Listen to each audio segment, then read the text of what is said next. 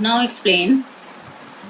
मतलब कि सूबे में जो है उन्होंने एक मिशन भेजा जिसमें कलकत्ता बंगाल, कलकत्ता मद्रास और बॉम्बे, इन तीनों को मिलाकर एक मिशन भेजा गया फारूक सियार के नेतृत्व में।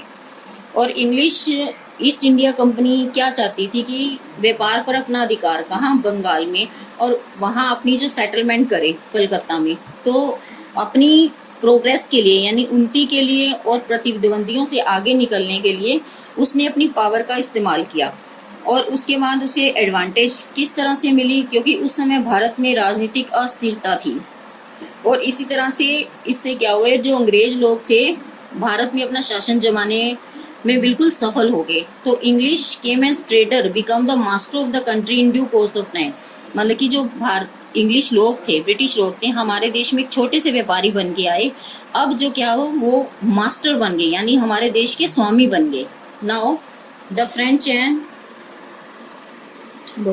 French East India Company. In 1664, the French East India Company was formed in December 1667.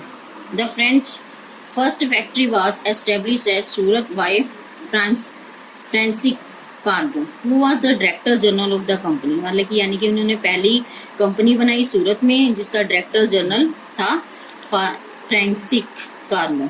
Another factory was established in Masulipatam in 1672 में, and Francis Martin was appointed उसके बाद उन्होंने दूसरी फैक्ट्री बनाई जिसका फ्रांसिस मैट्रिन गवर्नर जनरल था। He was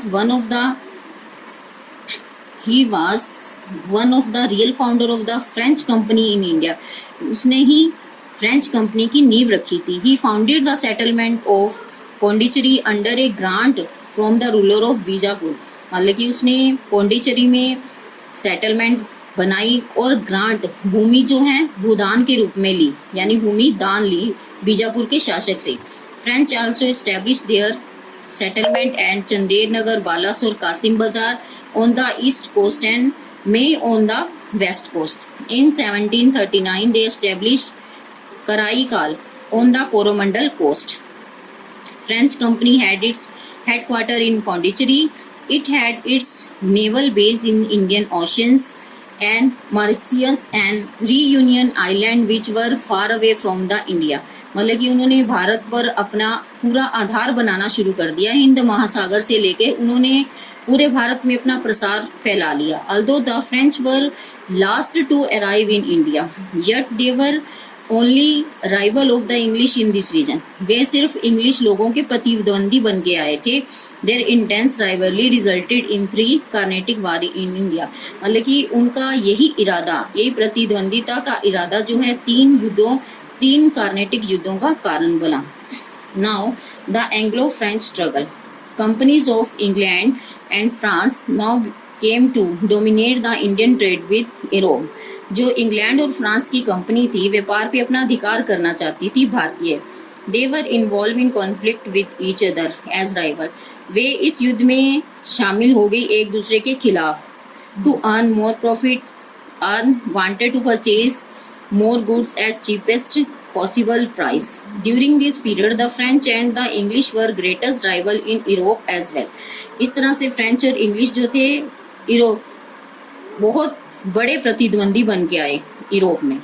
it was therefore inevitable that their counterpart in India should engage in struggle for trade and political power. इस समय में यानी इस पीरियड के दौरान जो भारत में वो लोग संघर्ष में जो बिजी थे, तो उस समय व्यापार और पॉलिटिकल पावर का उन्होंने अपने लिए इस्तेमाल किया। The French had there headquarter at Pondicherry on south-east coast of India. In that region, the English company had the center of Fort St. George in Madras. यानी उन्होंने अपना एक किला बना लिया not very far from the Pondicherry in Carnatic, जो कि कार्नेटिक क्षेत्र से यानी पौंडीचेरी से ज़्यादा दूर नहीं था। Now Carnatic wars a case study.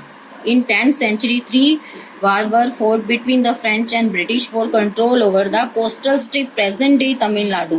मतलब कि 10वीं शताब्दी में कार्नाटिक वार युद्ध लड़ा गया जिसमें अंग्रेज जो हैं पूरे भारतीय पर अपनी कमान जारी रखना चाहते थे, यानी इसको पकड़ कर रखना चाहते थे। Known at the time Carnatic, these war came to be known as the Carnatic war. Carnatic region was under the possession of Nizam of Hyderabad. इसमें हैदराबाद के निजाम ने जो है उत्तराधिकार के लिए जो है संघर्ष किया, यानी उस क्षेत्र को वो अपने अधिकार में लेना चाहते थे।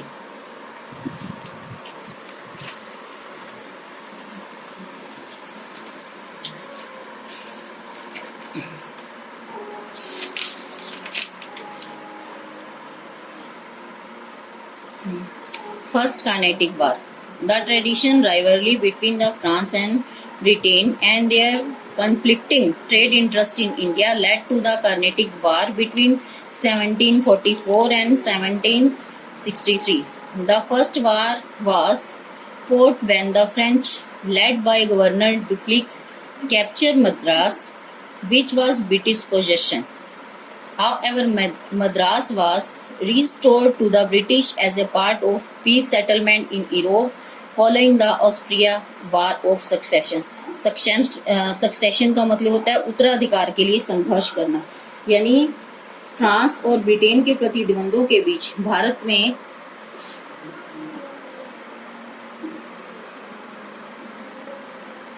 जिसमें फ्रांस और ब्रिटेन के प्रतिद्वंद्विता के बीच में भारत के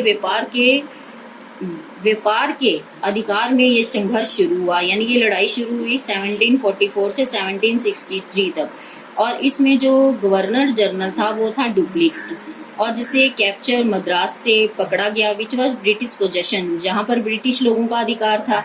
अब जो है मद्रास को रिस्टोर एज ए ब्रिटिश, मतलब कि ब्रिटिश राज्य में मिला लिया गया और इसे जो है ब्रिटिश साम्राज्य का एक भाग बना लिया गया यूरोप में, following the Australian war of succession. और इसके बाद उन्होंने ऑस्ट्रेलिया युद्ध में जो उत्तराधिकार के लिए वो भी संघर्ष शुरू हो गया।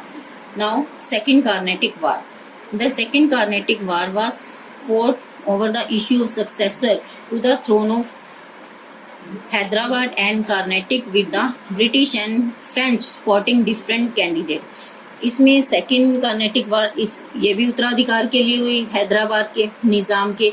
इसमें जो ब्रिटिश लोग और फ्रेंच सपोर्ट कर रहे थे अलग अलग कैंडिडेट्स को। This time French was defeated and Dupleix was recalled to France. इसमें फ्रेंच जो है हार गया और डुप्लेक्स को दोबारा बुला लिया गया France. Second Carnatic war ended with the treaty of Pondicherry.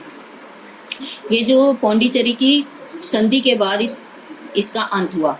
Sign in 1754 and third was fought in 1763. The 7-year war in Europe rekindled Anglo-French hostility in India. मतलब कि 3 युद्ध हुए जो कि लगातार, जिसको हम कह सकते हैं कि ये 7 साल तक चले, 7 वर्ष तक चले। इसमें भारत में जो एंग्लो फ्रेंच की शत्रुता के लिए युद्ध चले, इन दोनों में आपस में शत्रुता थी। एंग्लो और फ्रेंच, हॉस्टिलिटी का मतलब है शत्रुता। French were defeated at the battle of Wandiwash. इस तरह से वो फ्रेंच जो है हार गए। After the end of the war in Europe the British return Pondicherry and Chandernagar to the French. However expect of this pocket the French power in India was destroy. इस तरह से हम देखते हैं कि सारी पावर जो है ब्रिटिश लोगों के हाथ में आ गई और फ्रेंच पावर जो है बिल्कुल समाप्त हो गई।